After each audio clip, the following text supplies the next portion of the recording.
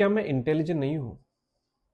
मैं बचपन से एक ऐसा बच्चा था जो कि किताबों का बहुत शौकीन था। मेरे पास दोस्त कम रहते थे, मेरे पास लाइब्रेरीज़ के सब्सक्रिप्शंस ज़्यादा थे और मुझे पसंद भी था नई-नई चीज़ें सीखना, किताबें पढ़ना, एक्सप्लोर करना बुक्स को for the sake of exploring. और आज मैंने एमबीबीएस करके, एमडी करके मैं हॉस्पिटल में काम नहीं कर रहा, मैं थेरेपी क्लाइंट्स देख रहा हूँ। तो क्या मैं अब इंटेलिजेंट रहा या नहीं रहा? और उससे ज़्यादा ज़रूरी सवाल कि इससे मुझे फ़र्क ही क्यों पड़ता है?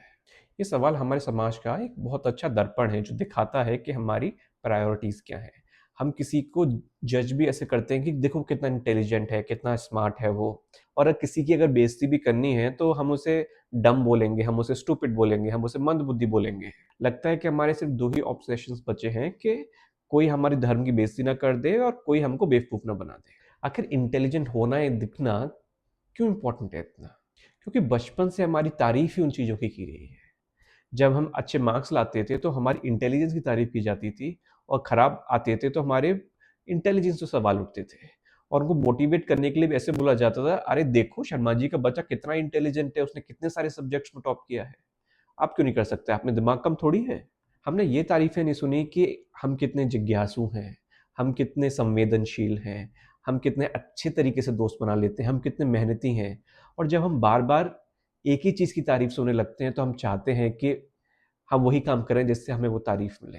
हम वो काम चुनना ही बंद कर देते हैं जहाँ पे हमें इंटेलिजेंट ना बोला जाए। अब जब हम खुद की वैल्यू एक रैंक लाने और इंटेलिजेंस दिखने में ढूँढने लगते हैं, तो फिर हम वही चीज़ें पकड़ते हैं जिनमें वो आसानी से आ जाए। हम चीटिंग करना सीखते हैं, हम पेपर लीक कराना सीखते हैं, क्योंकि आखिर में वैल्यू तो इंटेलिजेंस की है, मेहनत की नहीं है। अब यही कारण है कि बच्चे टेबल्स रटने में ज़्यादा टाइम बिताते हैं और आर्ट्स में कम। यही कारण है कि बच्चों को सुनने में वैल्यू नहीं दिखता, उन्हें डिबेट जीतने में वैल्यू दिखता है। हम कविताएँ भी इसलिए पढ़ेंगे और याद करेंगे ताकि हम किसी को दिखा के प्रूव कर सकें, देखो हम कितने इंटेलेक्चुअल हैं।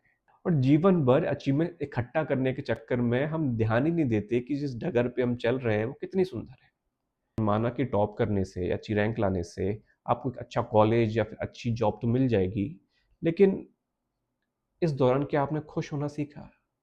क्या अपने मज़े के लिए किताबें पढ़ना सीखा? कभी-कभार मेहनत मेहनत करने के लिए की जाती है, किसी अवार्ड जीतने के लिए नहीं। जब हम अपने बच्चों को सिर्फ़ बच्चा होने के लिए प्यार करते हैं, उनकी इंटेंशंस, उनकी कोशिश और उनकी मेहनत के लिए प्यार करते हैं, तो हम एक ऐसा देश क्रिएट करते हैं जहाँ के बच्चे कॉन्फिडेंट हैं, जो डरते नहीं हैं नई-नई चीज़ें ट्राई करने में और वो किसी को इम्प्रेस करने के लिए अपनी ज़िंदगी नहीं जीते हैं। धीरे-धीरे जैसे मैं बड़ा हो रहा हूँ, तो मैं देख रहा हूँ मेरे जीवन के सबसे यादगार पल वो थे, जिनमें कोई अचीवमेंट्स नहीं जुड़ा हुआ था।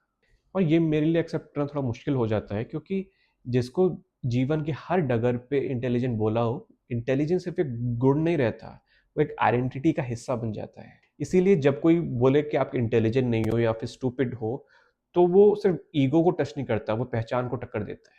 हम सवाल पे वापस आते हैं। क्या आपने अगर आईआईटी टॉप कर लिया और फिर आप आईआईएम टॉप नहीं कर पाए, तो क्या आप इंटेलिजेंट नहीं रहे? क्या साइंस के टॉपर का ज़रूरी है कि मार्केटिंग का भी टॉपर बने? अगर नहीं बने तो क्या वो इंटेलिजेंट नहीं रहा? आपको क्या लगता है? बताइए।